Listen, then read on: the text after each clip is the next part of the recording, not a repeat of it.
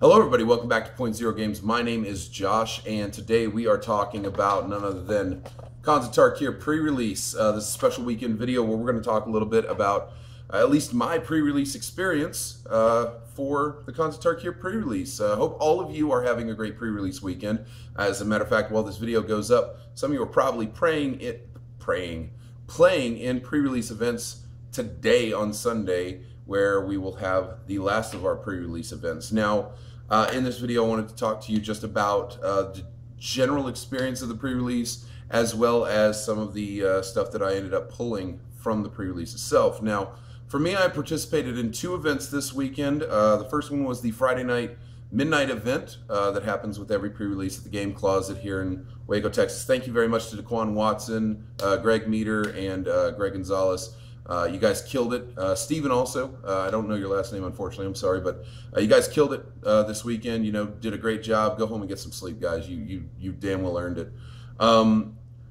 So we had a lot of people at the midnight pre-release, and that was fun. And then the second one that I played was today with Mr. Patrick Cosgrove. We did some two-headed giant. It was my first two-headed giant tournament ever.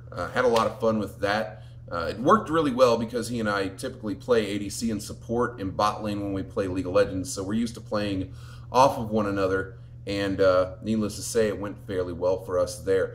Let's talk about the midnight pre-release. So for the midnight pre-release, I ended up getting the Abzan clan. We got the chance to choose which clan we wanted to go with, and I was really struggling.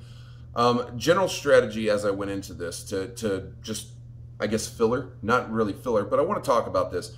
I looked at all the clans very closely before the pre-release event, because once I found out that we got to choose which clan we wanted to go with, I wanted to make sure that I was making a very informed choice on that. And I didn't want to look at necessarily just what cards were available, but what mechanics were available and what I felt were the general strategies of each one of those in Limited. So I started off by looking at Jeskai because I thought Patriot could be cool to play. However, when I started thinking about it, I realized that if you looked at the dual color stuff that was inside of Jeskai, a lot of that was combat tricks placed on creatures, and that's obviously something that we are looking at going into next standard rotation as of next week. But in those dual colors, there were not a whole lot of non-creature spells that could be played in order to proc the prowess ability. So that felt a little weak to me. If I didn't pull good into monocolors, but I got a Jeskai box, I was afraid that I may not be able to take full advantage of that prowess mechanic. So I automatically just took Jeskai out of the thing, out of the running.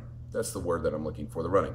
So next I looked at Mardu. Now Mardu is an interesting thing. I do think that Mardu is one of the two strongest inside of the pre-release limited gameplay strategies, namely because red and black both have really strong creatures in them. White offers flying, black and red and white, all three offer really great removal packages. There were some really good bombs inside of that. Butcher of the Horde, Mardu Ascendancy, I can't remember the name of it, but I believe it's the red that raids in and you get 3 mana off of it. There's just a lot of really crazy cards inside of the Mardu strategy, and I thought I could go Mardu. And then I said, no, I don't want to go Mardu because screw them. I hate that color scheme. I really do. I don't like Dega. It's just not something that I do. So I said, no, I'm not going to play Mardu. Also, there were a lot of people when I signed up that were signed up for Mardu, and I just kind of wanted to not follow the flock, which then turned out that a lot of people picked Sultai. So let's talk about Sultai. I've played Bug for almost 2 or 3 months now. Looked at that, and I simply said to myself, I don't want to mill myself to death. Now in Limited, the chances of that happening were pretty slim, but I just did not want to chance it. Because with only a 40-card deck, getting rid of some things could potentially be bad. Every card that you pull in a Limited pull and put into your deck is very vital for the very specific purposes that you're putting it in. And I just didn't want to chance throwing stuff away that I may end up needing. So I just immediately stopped thinking about that and in turn became a color trader. And I am terribly sorry to all of my Sultai brothers out there. I will make up for it. So the next two, I looked at the Teamer No, a lot of people were really excited about Temur, and I think part of it was definitely because Sirach Dragonclaw's price skyrocketed. Rattleclaw Mystic was one of the available promos, I believe, and so there were a lot of people that were really excited about going Temur.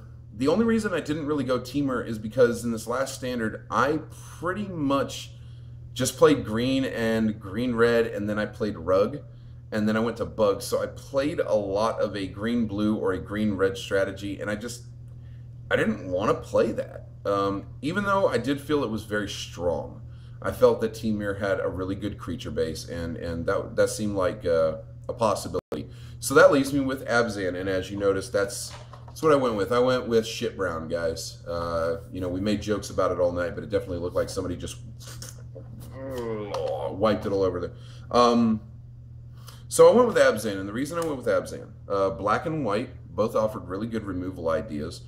Things like Kill Shot, Smite the Monstrous, which ended up being, I think, one of the big stars of Limited for Khans of Tarkir pre-release, as well as things like Throttle, Debilitating Injury. These cards offered a very strong level of removal that I do like to add a splash of into my decks. Moreover, I felt their creature base felt a little stronger because of the Outlast mechanic. I looked at the Outlast mechanic again and realized that a lot of those common cards that have Outlast are basically slivers. They get 1/1 counters, they get stronger by just tapping out, and on top of which they get effects, you know, flying, reach, trample, and first strike, you know, are huge things inside of a limited gameplay perspective. And so I decided Abzan was definitely the way I wanted to go. So that's the way I ended up choosing for the first pre-release. I'm sorry that took so long to figure out. However, so my pulls, first off, my promo was Dune Blast. You know, a lot of people were like, oh man, I'm sorry. And I'm like, I'm not sorry. Like, Dune Blast, I don't care what anybody says, it's a 7-drop card, but it's a good card. It is still a Wrath. In its own way. You still get to keep something if you wish to. I think it's a strong card, and especially in Limited, I think it's great. I did find that with Outlast, it doesn't do very well, namely because when you board wipe a bunch of things with 1/1 counters that are giving you all these extra effects, it's really sad when you don't have that anymore, and I may have lost a round because of that. I may have. We'll talk about that in a second. Next pull was the Necropolis Fiend. I did not play this in my deck. I felt like he was asking for a bit much to be played. So yeah, not super spectacular or anything, but definitely decent. Next was the Sage of the Inward Eye. I wasn't playing Jeskai, but you know, hey, he's a nifty card, and the lifelink capability is really cool. Next pull was the Grim Haruspex. I did end up playing this in my deck on the 3rd round that I played. I never saw him come up. The main reason that I played him, I'm not going to lie, is because I needed a morph card for the Abzan achievement card. We were doing the achievement, so I wanted to get the achievement. Next one, haha, Sirach Dragonclaw. So that's a little bit of money right there. I was very happy to pull that. Thinking I might trade him off. I'm not totally sure. I'm still thinking about it. Last one, which I was really happy about, that's a Polluted Delta. Got my fetch land. So I'm 1 for 4 right now. I was really happy to pull that. There were a lot of fetches that got pulled at that midnight pre-release. I was really, really happy for a lot of guys. We saw quite a few foil fetches get pulled actually, so it makes me curious where the price of those things is going to be sitting. So as for the deck that I ended up building, I ended up with a really strong mana base on pulls. I ended up with the 3-color, which I believe comes with your seeded booster. And then I also ended up with a Scoured Barrens in my pulls. The black-white tap land that you gain life on. I don't know what the hell we're calling those. Let's call them lifelands. Why not?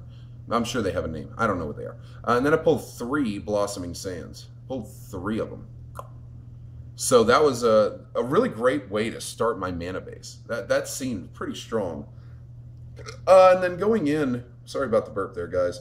Going in, my mana curve ended up being fairly low. Most of my deck this is all below 4 or below.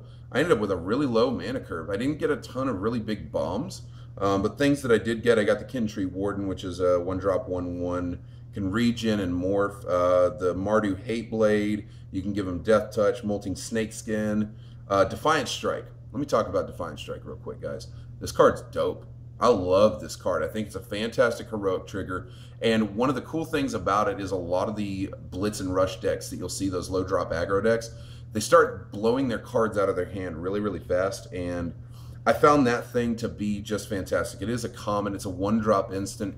Really, really liked that card a lot. Played really well for me. So definitely look for that coming into some heroic decks. I'll definitely consider playing it. Pulled Feat of Resistance, basically God's Willing, you get a 1/1 counter. A couple of the Enoch Bondkins. I actually pulled 3 of those. I only put 2 of them in because I wanted some spots for some removal. So I put in a Debilitating Injury, a Suspension Field, in the 2-drop slot. Got an Abzan Charm out of the Seeded Booster. I love that charm. I found playing in that and the 2-headed giant, which I also ended up with Abzan. We didn't get to choose, but I ended up with Abzan anyways. I did find that that had a ton of options available to it, and I think I've fallen in love with that charm. That charm, get ready for this, may be the thing that makes me play Abzan inside of Standard, just because of how powerful it truly is. I really do like that card a lot. Also had an Awaken the Bear, a Tuskguard Captain, just, you know, a couple of basic 3-drop stuff. Abzan Battle Priest is a 4-drop. I actually didn't want to put this in there, but the lifelink capability on that helped out a ton. Siegecraft, just a little, you know, enchantment creature, enchantment aura. 4-drop Dragon Scale Boon. That one just puts a couple of 1/1 counters on something and untaps it, so it opens up a blocker during your attack. It's really, really nice combat trick. Also ended up with a long shot squad. Had 2 of these. I put 1 of them in. I kind of wish I had put 2 in, but I didn't see a lot of flyers, so I didn't feel really bad about it. Also had a Throttle that I had pulled, put that in. Armaments Core, it's a 5-drop that when it comes into the battlefield, you put out a couple of 1/1 counters. So you see where my general strategy there was. Last but not least, we had Rite of the Serpent, which is destroy target creature, a Become Immense, which is awesome as hell, and the Hooting Mandrills. That was basically the deck. It's a very simple, straightforward. This is what I pulled. I didn't pull a ton of removal, but I did pull really strong creatures, and I pulled into Outlast really well, so I was able to do a bit of shenanigans. Unfortunately, I went 1 and 2. I did not do very well, which I was really sad about. I typically do well at limited. It was really odd doing only 1 and 2, but out of the 1 pack, I also got another Sage of the Inward Eye. So that's 2 of those for me. I know a couple of cats that are looking for those things. So overall, felt pretty decent about the night. Had a lot of fun though. By the way, I believe it was Erica that ended up bringing the cakes. Somebody brought cakes. Somebody brought cookies. I only know him as a guy that likes My Little Pony.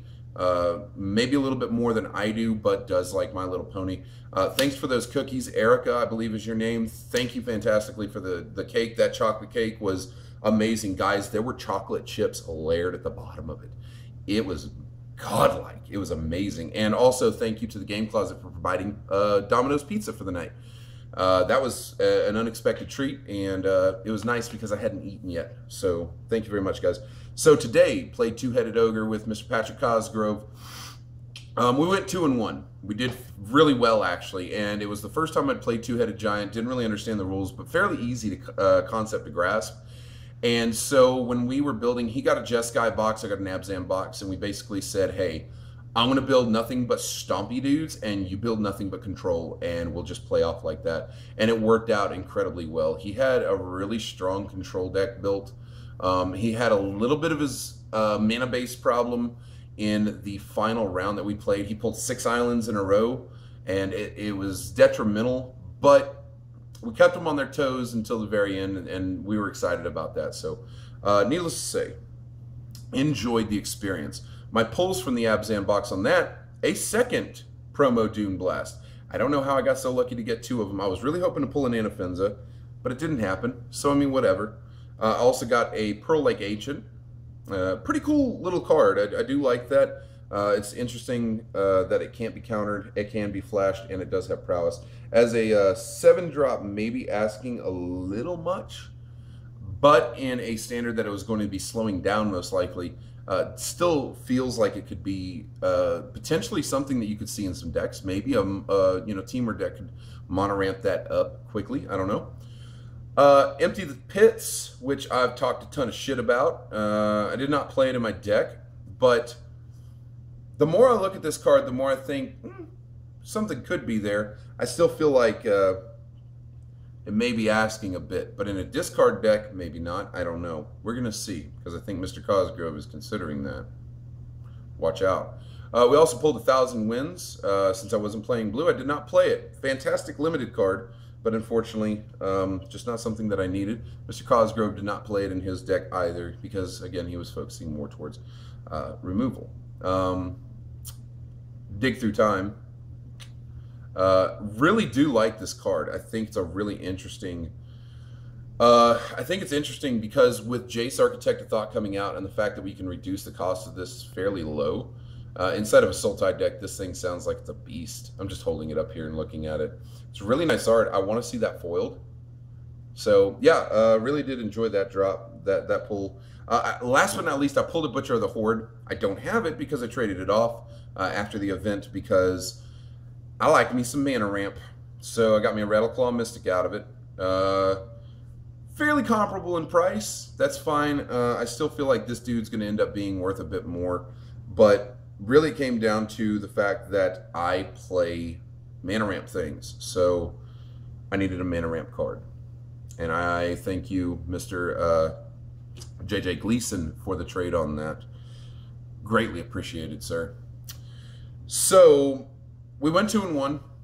It went swimmingly for the first 2 rounds. Actually, we did not go below 30 health, except once. And then we got back up there because of the tap lifelands. My mana base for that was not super great. A lot of basic lands is what I ended up having to use. I actually didn't sort any of these cards out. And holy crap, I just realized I did not return my lands today. I'm sorry to Quan. I will bring them by first thing tomorrow. That is a terrible thing of me to do.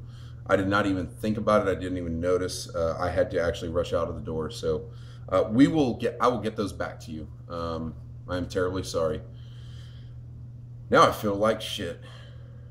Like real shit. My God. Just sitting here looking at it, and I totally forgot to do that. My God. Oh.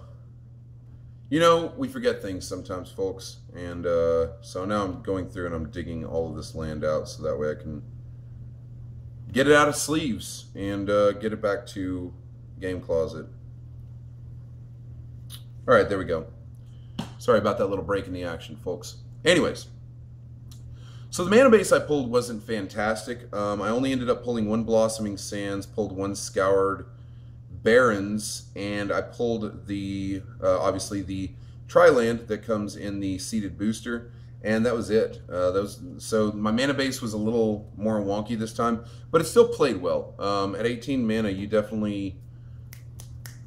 getting land pretty fairly common. I don't have these in any particular order, but I ended up getting going with an Anok Bondkin, actually 2 Anok Bondkins. I had 2 Armament Cores, again 5 drops that give counters. Had a couple of Alpine Grizzlies in the deck. 3-drop 4/2, really great limited card. Fantastic, actually caused a lot of problems for a lot of people. Siegecraft, ended up putting 1 or 2 of those in here, don't remember. Ended up pulling a playset of Alabaster Kieran between both I and Mr. Cosgrove, so I ended up playing 3 of those. Really great 4-drop 2/3 Flying Vigilance. Again, caused a lot of problems for people. Really enjoyed playing that card. Another long shot squad, I believe I may have had 1 or 2 in there. Smite the Monstrous, ended up needing to make sure that I had just a little bit of extra removal possible available to me. A couple of Awaken the Bears. I actually pulled a foil Awaken the Bear. Debilitating Injury. There's another Siegecraft.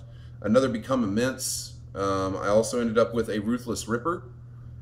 Fantastic little 1-drop 1/1. I do like the idea of morphing that in, popping it over, death touch, killing something with a block. I like it as a 1-drop 1/1. I think maybe just a little bit more. Alabaster Kieran there, an Alpine Grizzly, the Abzan Charm. Gotta play your charms, bro. So ended up using that. Seeker of the Way. So let me tell you something about Seeker of the Way inside of an Abzan deck. Holy crap. If you're playing Pump, this thing is amazing. I loved playing this card. It was absolutely spectacular. And I definitely feel like I'll be honest, man.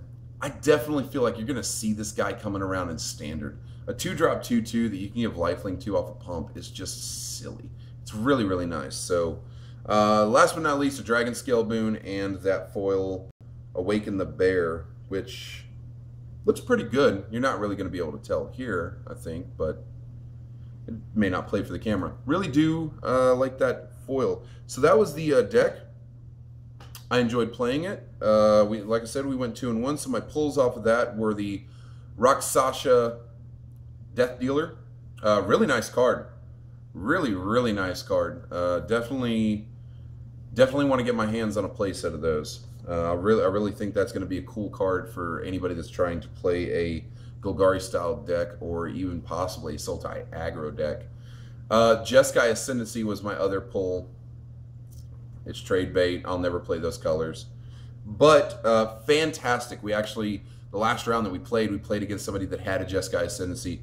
Really, really cool Ascendancy. Very underrated at first, but I think it played out fairly well after that. And also, I pulled a nice little foily Nomad Outpost, the tricolored Mardu Land. So I was really excited about pulling that too because A, that's commander fodder, and B, there's guys that want foils of stuff. And in this Standard, I think we're going to see those tricolors coming out in at least a 1 or a 2 of fashion. So, you know, definitely not terrible pulls. Actually, you know, overall, I think if I look at it, you know, I came close to making my money back, but really it comes down to the fact that I had a really fun time and a lot of great people came out and played and supported the store. So really appreciate everybody showing up for that. So you guys are playing today. I hope all of your games end up going well. I hope your pulls have been great. Do us a favor, leave the comments, leave a comment in the comments section.